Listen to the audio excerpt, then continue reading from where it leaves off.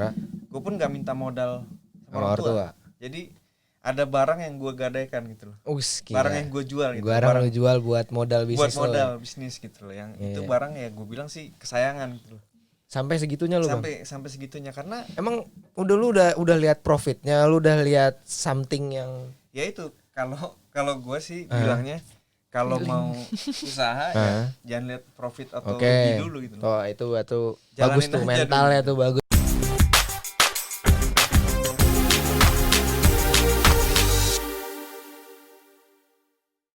Waduh udah jam berapa nih Mas? Perasaan janjiannya jam berapa nih? Aduh sibuk banget pebisnis nih. Mati jamnya. Mati jamnya. Jadi dari pagi udah kemana aja nih kalau boleh tahu, boleh sharing-sharing kan sampai telat nih buat set schedule. Saya sudah siapkan sih pasti nih. Pebisnis biasanya kalau tiba-tiba ada weekend. Ini kan apalagi ada makanan. Ada makanan guys. Ada makanan, ada 3, alhamdulillah 1, 2, 3 pas. Dari pagi kemana aja nih? Ya. Nyiapin ini. Nggak bohong, ini dong bohong. Pagi gimana? Standar sih kita ya. Pagi standar bangun. Gimana tuh? Bangun, terus cek handphone. Terus? Karena cek handphone itu gitu. Tiba-tiba ya alhamdulillah ada panggilan alam. Ada. Ya kalau panggilan alam nggak apa-apa ya. Jangan panggilan dari. Iya jangan lah. Jangan dong. Horor ya. Partner saya. Jangan ngomongin itu. Ternyata alhamdulillah ada yang pesen juga buat tester. Dadakan. Makanya mesti belanja lagi. Oh belanja dulu tuh ke pasar dulu. Berarti? Iya belanja dulu. Dari pasar makanya telat dimakan. terus standar lah kita kalau weekend gitu loh. Kalau biasanya nggak ada undangan podcast dari Mas Farel. Iya. Say. Paling ya nongkrong gitu kan. Iya. Jadi sebenarnya gue sama Bang Hasan nih saudara. Cuman baru taunya ya seminggu yang lalu lah ya. Ternyata kita saudaraan. Enggak taunya ternyata setelah ngobrol-ngobrol satu kampung. Terus di sini ada partner bisnisnya Bang Hasan, Mbak Mawa. Gila nih, keren nih. Berdua ini sebenarnya partner bisnis dari awal atau tiba-tiba yang jalanin bisnis di awal tuh siapa sih sebenarnya? Awalnya bareng sih, emang dari awal bareng. Dari awal bareng. Tapi sebelum Padang kan ada bisnis lain. Apa gitu. tuh bisnis itu? Masih kuliner tapi kue. Ya. Itu lulus kuliah atau pas lagi kuliah kah atau? Pas kuliah udah merencanakan. Tapi belum eksekusi. Pas akhirnya harus kerja nih gitu. Baru akhirnya bikin kue gitu. Oke. Kuliahnya di mana sih kalau boleh tahu boleh? Di London School. Kalau sama London School juga. Iya. Kita satu jurusan tapi beda kelas. Oh ya, gitu. Cuma gitu. Tiba-tiba kepikiran bisnis tuh emang dari kuliah udah wah gue kelar kuliah. Gue mau buka bisnis ini atau ada hidayah wangsit dari mana nih tiba-tiba pengen nggak suka sebenarnya awalnya mikir kayaknya gue nih nggak bisa nih di bawah orang gitu diperintah gitu kayak wah kayaknya bakal susah nih gitu. Akhirnya mikir bisnis aja kali ya gitu tapi emang nggak ada basic juga dari keluarga pun nggak ada basic. Keluarga juga nggak ada bisnis. Wow. Terus pokoknya sebenarnya nggak benar-benar direncanakan, tapi lama-lama kok emang arahnya ke situ ya gitu. Terus kenapa milih bisnis makanan? Kan bisnis tipenya banyak nih. Kenapa ke makanan gitu? Emang suka masak atau Enggak juga? Sukanya makan. Suka makan. Tapi gak suka masak. Iya. Sukanya makan.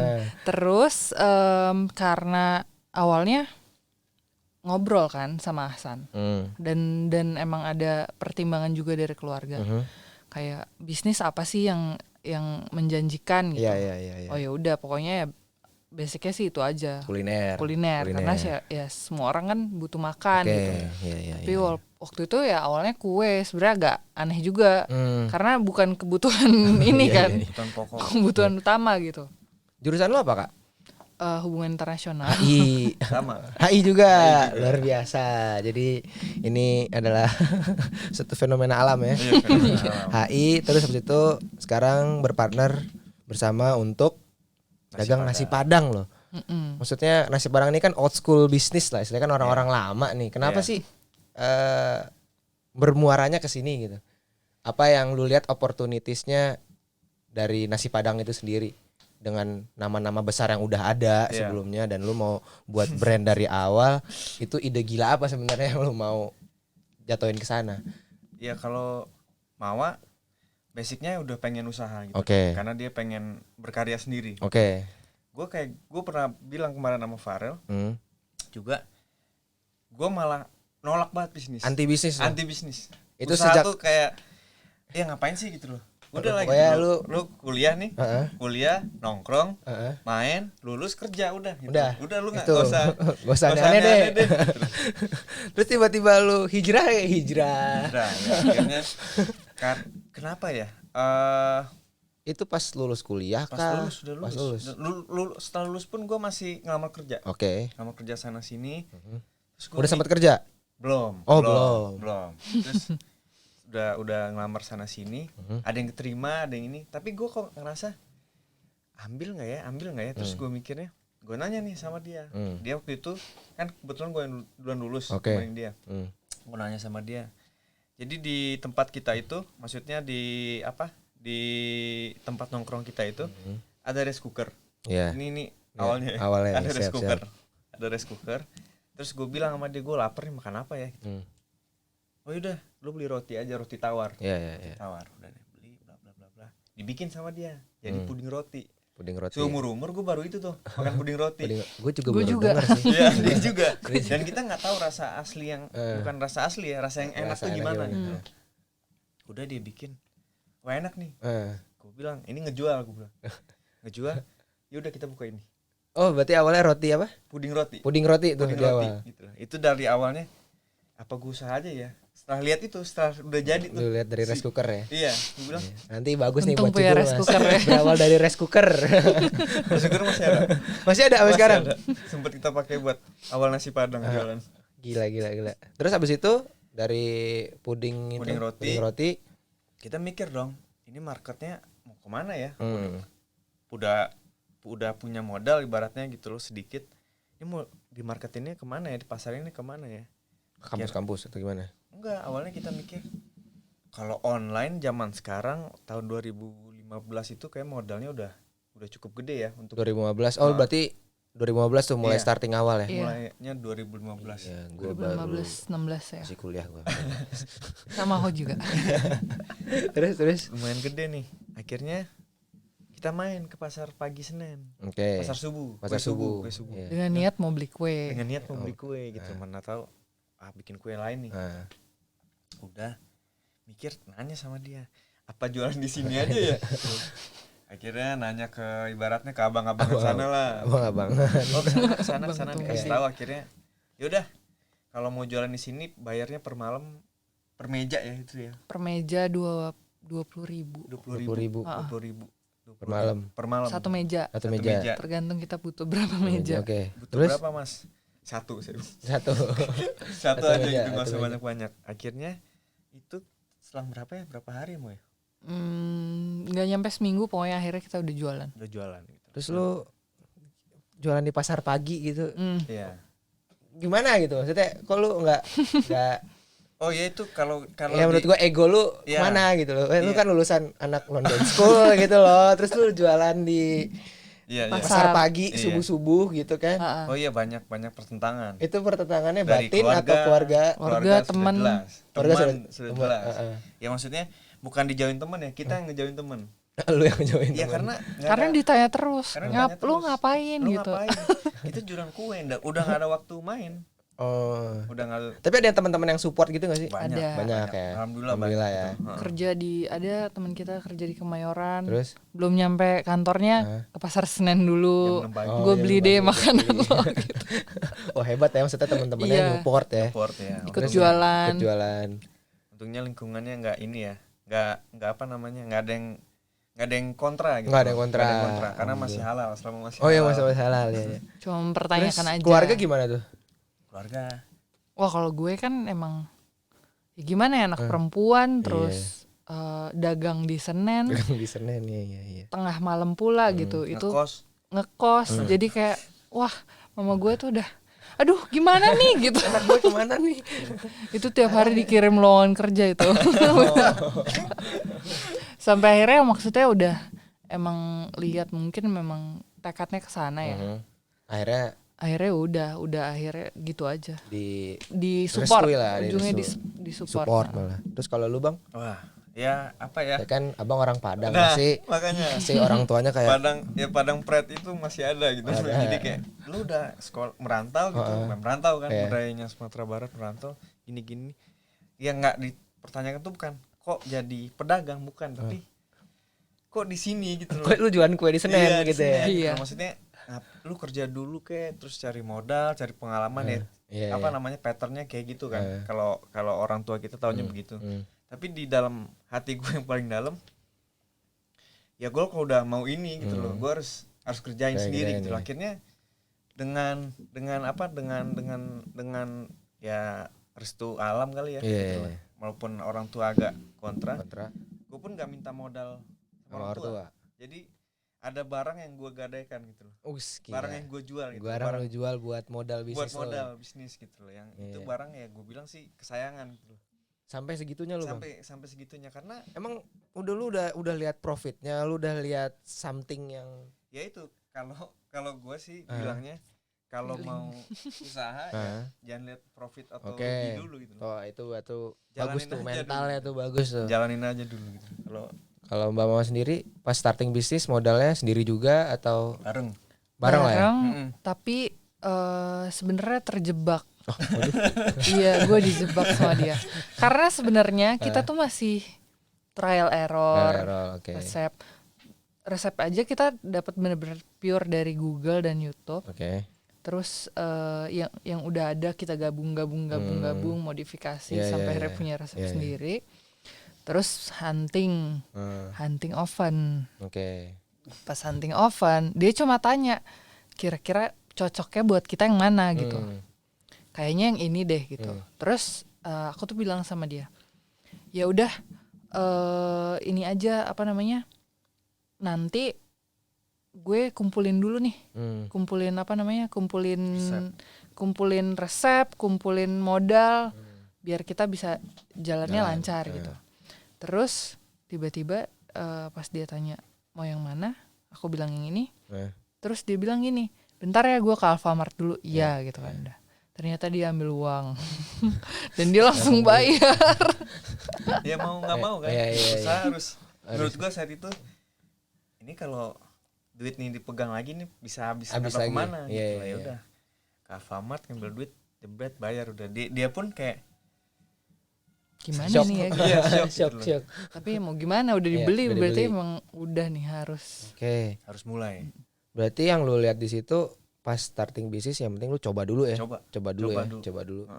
Dan sampai ketemu, maksudnya kalau sekarang kan di Belango juga teman-teman juga udah sering lihat mungkin di daerah SCBD. Terus dari mana lagi Mas? Di Matraman. Di Matraman juga bisa lihat di Distrik 8 ya. Distrik 8 ada De Belango, masakan Padang punyanya Bang Hasan sama Mbak Mawa.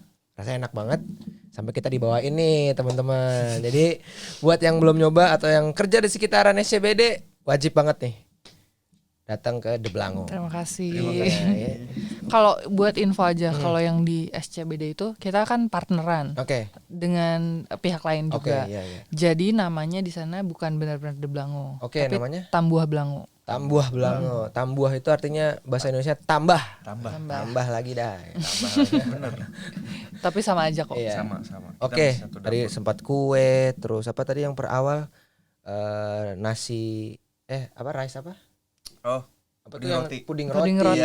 Terus kue. Itu ada berapa step sih lu gagal, ulang lagi, gagal. Waduh, ulang gak lagi. kehitung kayaknya. Gak kehitung. Yang paling berharga itu ya waktu sih. Waktu dan pengalaman yang terbuang itu ternyata apa ya, terbuang tapi itu jadi pelajaran. Kalau uang tuh buat usaha tuh udah wajar kebuang. Udah wajar buat kita pribadi sarannya sih ya, masukan sih ya, uang tuh udah wajar sekali. Kebuang tuh udah wajar. Banyak juga berarti kalau gua mau bisnis harus ada modal dulu dong. Gimana lu kalau nanya pertanyaan itu, jawab pertanyaan itu? Memang iya gitu loh. Memang iya butuh modal gitu loh. Tapi sampai lu ngegadai sesuatu gitu. Iya. Memang butuh modal, butuh uang itu. Tapi ada yang lebih apa ya? Lebih penting lagi. Apa gitu. tuh? Kemauan sih. Kemauan dan semangat itu aja sih. Kalau gua. Uang tuh bisa dipinjem. Oke. Bisa. Bagus nih. Iya, bisa gadein barang kayak gua tadi itu jual barang itu loh. Bisa bisa kalau lu lebih nekat lagi ibaratnya gitu lebih nekat lagi lu bisa ke bank gitu loh. Bisa minjem. Semua itu banyak gitu loh. Tapi kalau udah aduh gimana ya ini kok ini pengen sih uang udah ada tapi nah itu udah nggak bisa tuh. Udah nggak bisa tuh menurut gua. Langsung aja udah direct gitu loh. Mau apa mau ini. Kalau misalkan dari kan 2015 tuh. Terus ini starting 2000 berapa ya? 18 ya. Januari. 2018. Berarti belum lama banget ya. Belum lama banget. Dan udah ada di Insya Allah 3 tempat ya. Sun 3 tempat di Jakarta. Dan bedanya apa sih sama nasi padang yang lainnya? Mungkin boleh diceritain nih. Bedanya De Blango. Kalau dari rasa tentu kita lebih enak. Wih, itu saya juga udah nyobain kok. Enak. Enggak, kalau kita ini maksudnya dari teman-teman ya, input dari teman-teman. Kalau misalnya soal rasa ya bolehlah diadu. Harga kita masih terjangkau. Terus ya kita juga ada di lokasi-lokasi yang strategis. Kalau untuk konsep dari De Blango sendiri sebenarnya perbedaan kita dengan Padang lainnya awal itu emang itu yang jadi pikiran kita sih. Kita nih masih muda tapi kok bisnisnya kayak orang tua gitu kan. Akhirnya kita mikir gimana caranya ngemasnya kayak tetap kayak anak muda nih. Karena nggak tutup mata juga gitu, kita ada di era yang orang tua kita masih ada, penerus ini pun baru muncul gitu ya, millennials ini dan lain-lain ya. Eranya kan akan berubah, tapi orang-orang tua ini akan tergantikan. Cuma yang bisa diambil dari orang-orang tua ini, mereka tuh suka makanan yang enak. Mau ketampilannya kayak apa segala macam, yang penting makanan enak. Ya udah itu kita cari satu poin. Kita dapat nggak nih? Kita usahain ke situ. Terus si millennials ini dan generasi-generasi di bawah kita mereka kadang-kadang nggak terlalu peduli sama rasa yang enak atau harga yang murah atau mahal, tapi kadang-kadang mereka tuh lebih ke packagingnya bagus nggak ya. Iya sih, maksudnya gue juga baru pertama lihat sih nasi padang packagingnya begitu. Biasanya kan yang di pikiran gue biasanya ya udah nasi kotak. Cuman dapat inovasi baru, keren juga sih. Nah kayak gitu, jadi kayak lebih ke ngemasnya kalau untuk si generasi ini. Kalaupun mereka ternyata makan terus enak, cocok, berarti kan itu nilai plus lagi. Benar. Dan maksudnya segala macam kalangan ya insya Allah sih terjangkau ya gitu. Jadi udah mempersiapkan buat beberapa generasi nih.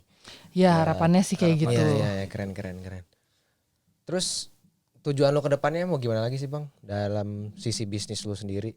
Ini bisnis satu-satunya yang akan lo kembangkan atau lu nanti ada bisnis lain juga yang lu mau kembangin? Lu pribadi gimana sih? Kalau gue sih relnya? Kalau untuk si Blango dulu Blango dulu. Ya kalau kita sih ada rencana gitu loh. Ini karena tadi kan lu tanya beda Blango sama Padang lain apa? Ya gue pengennya Blango ini tetap akan jadi berbeda, paling nggak dari sudut pandang kita aja gitu. Pertama gitu. Yang kedua mungkin rencana untuk De Blango, kenapa nggak kita bikin kayak makanan cepat saji sekalian, dalam artian McDonald. Dengan sistem yang sudah ya gue ngomong merek nggak apa-apa ya. Karena itu jadi panutan lah gitu loh. Sistem dapurnya, sistem karyawannya, sistem untuk dari customer ke kitanya gitu. Jadi yang akan gue rubah untuk si De Blanco ini 5 tahun atau 10 tahun ke depan adalah sistem ininya gitu. Sepraktis sistem, mungkin lah. Praktis mungkin ya nasi karena efisien. Ya efisien, itu efisien. Kalau untuk bisnis apa yang akan gue kembangkan, mungkin nggak akan jauh-jauh dari makanan atau minuman. Siap. Kalau gue sih itu. Tapi menarik nih, yang selalu gue bahas di podcast First Class itu sebenarnya prosesnya sih. Maksudnya lu kan udah jadi nih, packaging udah enak, udah dapet titik temunya lah, titik equilibriumnya, apa semuanya udah aman. Awal-awalnya tuh gimana bang? Mungkin bisa diceritain tuh. Awal-awal lu mau buka nasi padang kan nggak mungkin lu ada tempat, kunci, karyawan buka kan nggak gitu.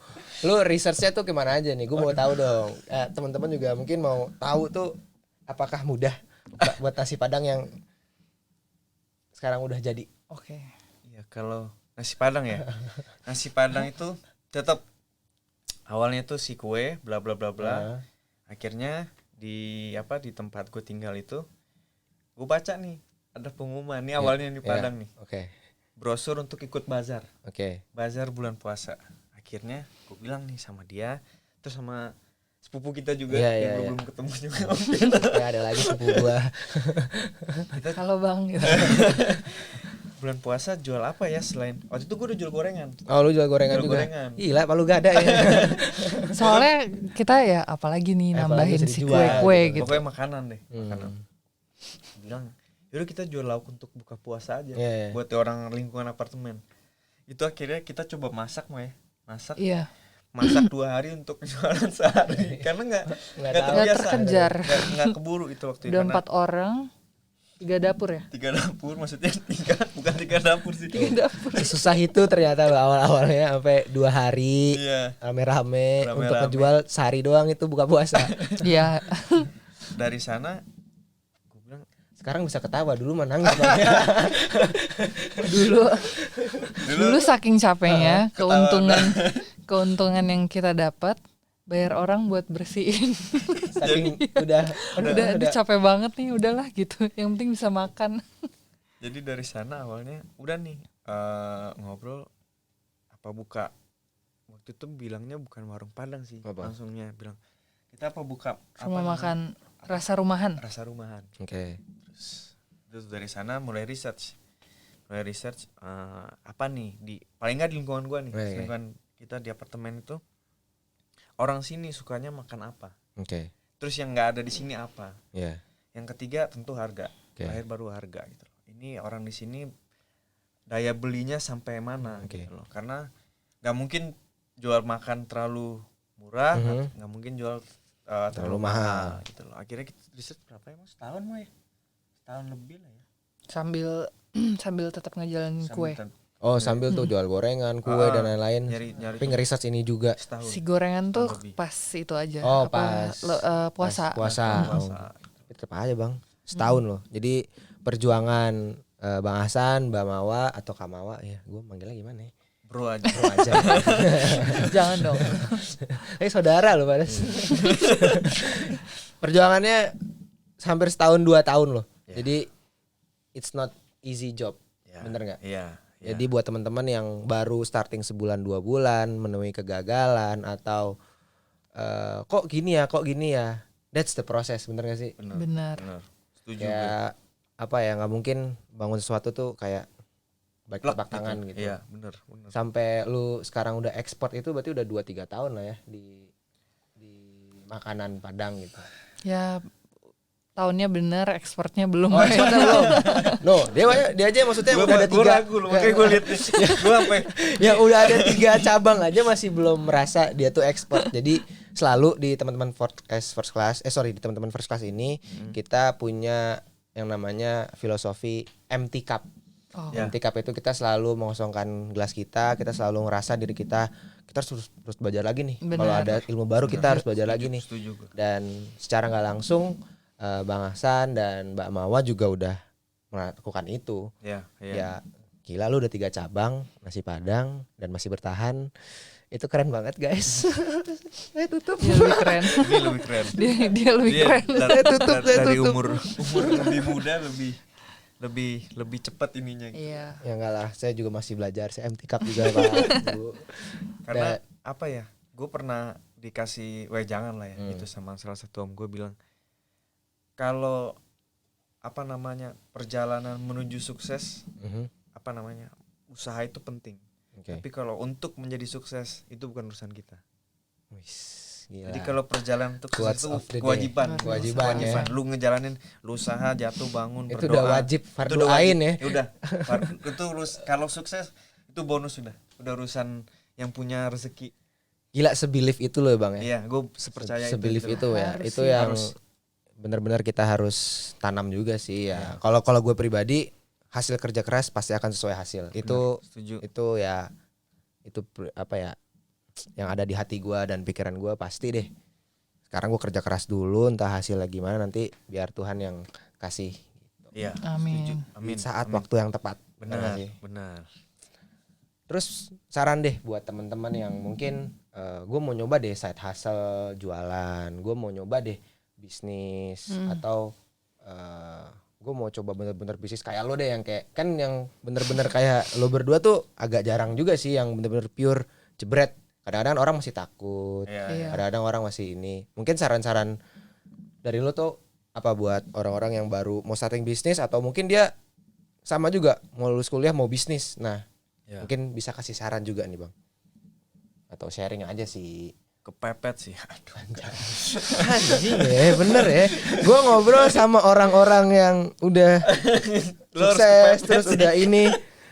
Jawabannya sama loh, kepepet. Iya. Nah, lu kepepet beneran atau lu menciptakan kepepetan itu sendiri? Kita berdua menciptakan kepepetan itu sendiri ya. Harusnya kan bisa ada pilihan kerja, terus apa. Iya, kita menciptakan. Tapi serius tuh Bang, gue ngobrol sama beberapa orang. Iya. Bang, gimana kalau misalnya sukses tuh gimana sih?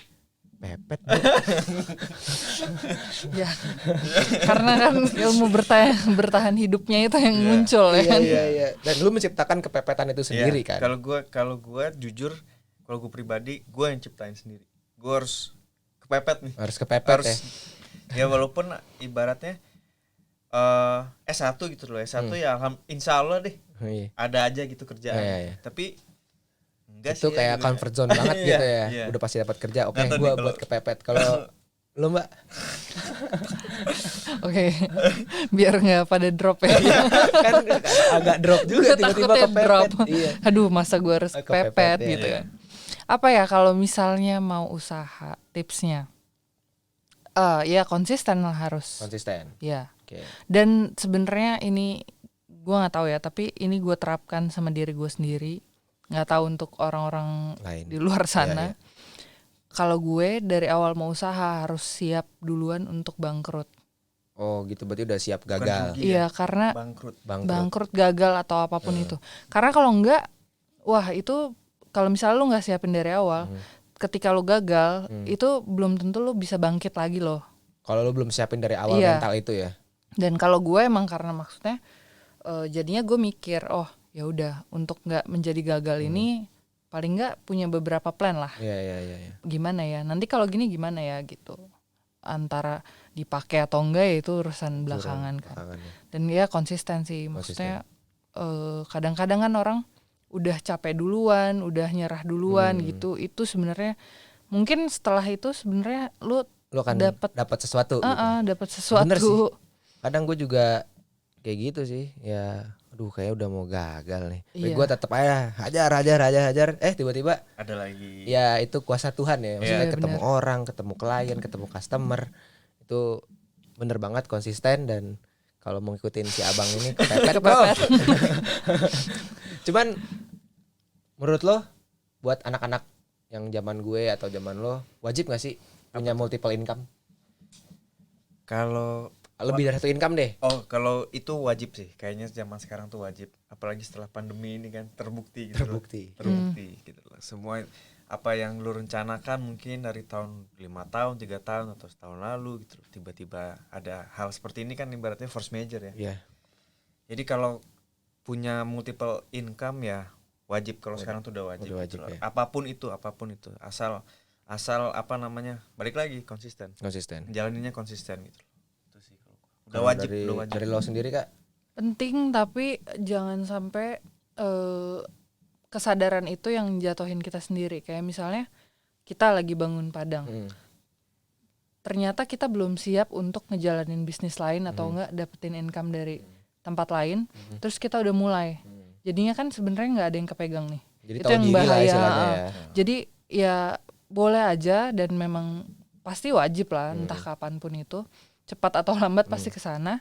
Tapi ya itu siapin dulu yang satu ini, jangan ngerasa Udah gimana, oke lah, udah jalan. udah nih, udah bisa tinggal nih, udah bisa apa gitu. Terus tiba-tiba ngejalanin yang baru side gitu. hustle lah istilahnya, fokusnya ada, side hustle-nya juga udah mulai dibangun, nanti siapa tahu bisa jadi income yang bersamaan. Jadi itu sih yang selalu kita bahas di podcast kita. Terus terakhir nih, goals lu sih Bang. Goals lu itu apa buat 5 sampai 10 tahun ke depan? Surga tuh. Iya. Pasti sih. Apa ya goals gue ke depan 5 atau 10 tahun? Ya tadi kalau untuk usaha gue pengen si restoran Padang gitu loh, apapun bentuknya gitu. Punya sistem yang sudah terpaten gitu loh. Karena restoran Padang nih gue rasa akan jadi sesuatu nantinya gitu loh. Tapi untuk menjadi suatu sistem itu yang paling penting.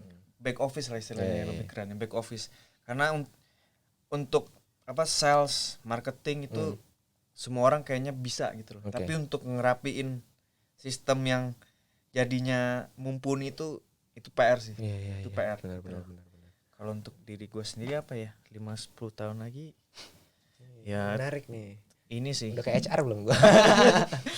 Iya Pak, saya mau ngelamar di perusahaan Bapak. Ya 5-10 tahun lagi ya apa ya namanya, kita bisa ngobrol hal lain lah. Oh Kalau gue itu siap. Kalau Mbak untuk The Blango ya 5-10 tahun lagi yang pasti harus stabil, udah di posisi stabil itu aja ya. Mau nanti punya cabang lagi atau mau bisnisnya berkembang kayak apa, tapi buat aku yang paling penting itu stabil. Kita semua dari ranah apapun di dalam The Blango ini stabil gitu. Kalau untuk pribadi hidup tenang. Karena itu berarti punya uang cukup. Banyak ya buat hidup tenang. Buat masing-masing orang hidup tenang itu beda-beda standarnya guys. Jadi be yourself lah. Be yourself. Itu paling penting. Bisa bantu orang sih itu yang penting. Pengen banget ke situ ya. Rata-rata sih semakin banyak kita bantu orang juga semakin banyak juga rezeki yang kita dapat. Amin. Itu gua undang banyak beberapa narasumber buat teman-teman yang belum nonton video-video sebelumnya, bisa dicek di recall. Rata-rata jiwa berbaginya itu para pebisnis itu sangat tinggi. Jadi ciptakan dari sekarang. Mudah-mudahan kita jadi sama-sama orang sukses. Amin. Amin. Oke Bang, gue minum juga deh. Gue minum dulu. Baik, kita minum dulu. Baik. Minum guys. Minum. Boleh diulang lagi nggak buat marketing The Blango dan satu lagi Tambuah Blango? Mungkin lebih jelas lagi ada di mana, buka jam berapa, dan harus nyobain dah. Silakan, waktu dan tempat dipersilakan. Buat The Blango sendiri ada di apartemen Menteng Square di Tower A lantai 1. Itu cuma kita Padang satu-satunya. Tadi paten. Yang kedua di SCBD letaknya di District 8. Adanya di Prosperity Tower lantai B2. Adanya di dalam Asta Kantin. Oke, jadi buat teman-teman yang kerja di SCBD area atau mau nyobain Padang, catering dan sebagainya, bisa langsung hubungin mereka berdua. Bisa follow Instagram. Ada Instagramnya? Wah gila ini nih. @theblango. The Blango ada Instagramnya. Ada sosial media lain? Sejauh ini cuma masih itu Instagram ya. Oke, jadi dari gue sih itu aja Bang. Kita kan sharing-sharing, belajar. Gue juga udah belajar banyak banget dari lo. Kegilaan lo. Kepepet. Itu kayak akan teringat gitu. Dan gue belajar juga dari lo berdua yang namanya nurunin ego. Ya gue tau London School kayak gimana. Terus lo tiba-tiba mau jualan di Senen. Itu udah gila sih maksud itu gue. Berguna banget sih ternyata. Tapi jujur pas gue denger itu penting banget ya namanya nurunin ego. Ya gue mau nangis nih. Saudara gue ternyata. Kok gue nggak beli ya pas disennya? Kan belum kenal ya. Iya, kok nggak beli? Jadi terima kasih buat kedatangannya. Mudah-mudahan sharing kita hari ini bermanfaat banget buat banyak orang. Amin. Terima kasih. Semangat. Jangan lupa subscribe YouTube channel kita, di-share video-videonya. Siapa tahu teman-teman di luaran sana ada yang posisinya sama nih, sedang di tengah perjalanan atau starting awal dari cerita-cerita kita semua sharing, mudah-mudahan bisa bermanfaat buat banyak orang. Amin. Dan thank you buat waktunya dan thank you buat makanannya. Wah, pas banget nih lagi habis hujan, lapar. Ya kan, dapat nasi padang, cakep. Bagaimana Mas Rio? Cakep. Oke, thank you buat semuanya. Sampai jumpa di episode udah lapar begini. Nanti di-cut ya. Sampai jumpa di episode selanjutnya bareng podcast First Class dengan narasumber yang dari berbagai bidang, dan gue pengen pribadi dan teman-teman First Class di sini semua yang udah nonton harus langsung action. Itu yang paling penting. Betul. Ya, betul. Oke, sampai jumpa. Bye. Bye.